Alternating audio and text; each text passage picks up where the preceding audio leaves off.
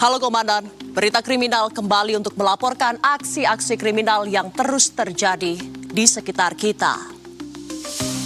Bersama saya, Adinda Putri, hanya di Binal karena ini berita kriminal. Kasus pemuda yang satu ini udah di luar nalar nih Dan.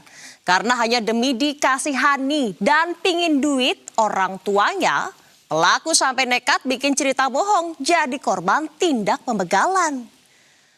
Pelaku nekat merusak helm dan membolongi jaket menggunakan pisau untuk mengelabuhi warga dan rekannya. Gak bener nih, kacau.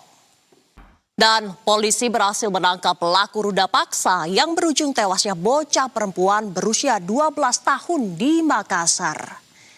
Identitas pelaku akhirnya terungkap setelah saat proses olah TKP sempat berusaha mengalihkan perhatian petugas untuk mengaburkan hasil pemeriksaan. Sungguh bejat. Komandan, teka-teki tewasnya seorang pelajar perempuan di Kabupaten Cianjur, Jawa Barat akhirnya terungkap. Polisi menetapkan ayah tiri korban berinisial R sebagai tersangka pembunuhan sadis yang disertai pencabulan terhadap siswi SMK tersebut. Sungguh miris. Tragis nih Dan. Seorang warga negara asing asal Korea Selatan yang sudah lama menetap di Indonesia tewas di rumahnya. Korban ditemukan dalam kondisi penuh luka di area ruang makan rumahnya. Jasad korban pertama kali ditemukan oleh putrinya yang disebut jarang pulang ke rumah. Nah, guna penyelidikan, jasad korban dibawa ke Rumah Sakit Polri Kramat Jati untuk dilakukan otopsi. Ngeri kali.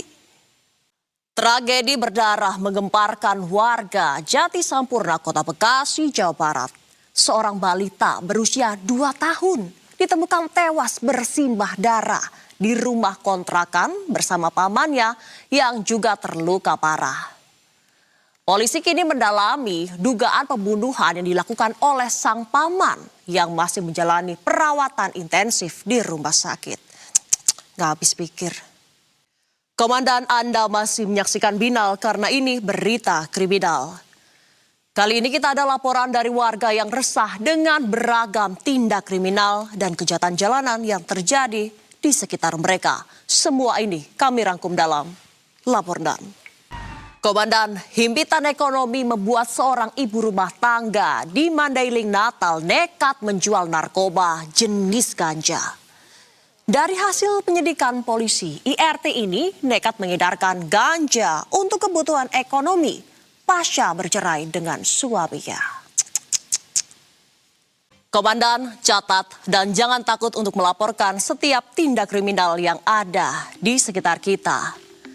Jangan sampai pelaku bertindak dan masuk berita kriminal. Saya Dinda Putri, pamit undur diri dari layar kaca Anda dan dari Berita 1. Terima kasih dan sampai jumpa.